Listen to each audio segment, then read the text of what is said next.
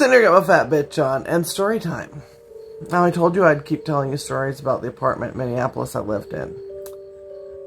The main poltergeist we had, I just called the guy. He liked to unplug things in the living room. He liked to turn lights off and on. Mostly innocuous. Some of it was kind of noisy stuff. One night I woke up and it sounded like someone was rifling through the linen closet, and I just said, "Stop that!" And he did. I woke up one night and someone was pacing back and forth at the end of my bed. I also told him to stop it. And he did. So at least he listened.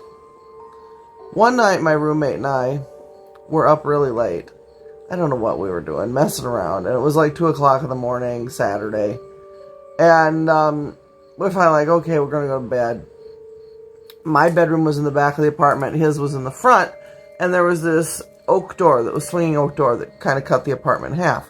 So I would get the cats and go back there, and that was so he wouldn't be disturbed. And I had shut the swinging oak door. And I was in my bedroom,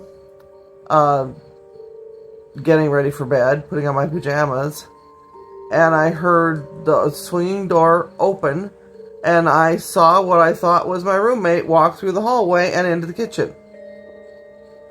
I thought, well, maybe he's going to make a cup of tea before bed or something like that. So I walked into the kitchen and I was like, "What are you doing?" And there was no one in the kitchen. Now, because it was dark and I only got maybe a couple second look at him, I really didn't get any features. I could tell it was a man. And he was probably about 5'8" to 5'10". So not a big build.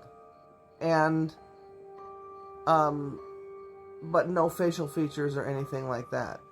I walked back through the door and he was in his bedroom, also getting ready for bed, and I was like, "I just saw the guy." And he's like, "What?" And I told him what happened. He's like, "Oh my God." So, that was the first time I saw him. I only ever saw him one other time. And I'll tell you about that in my next video about him.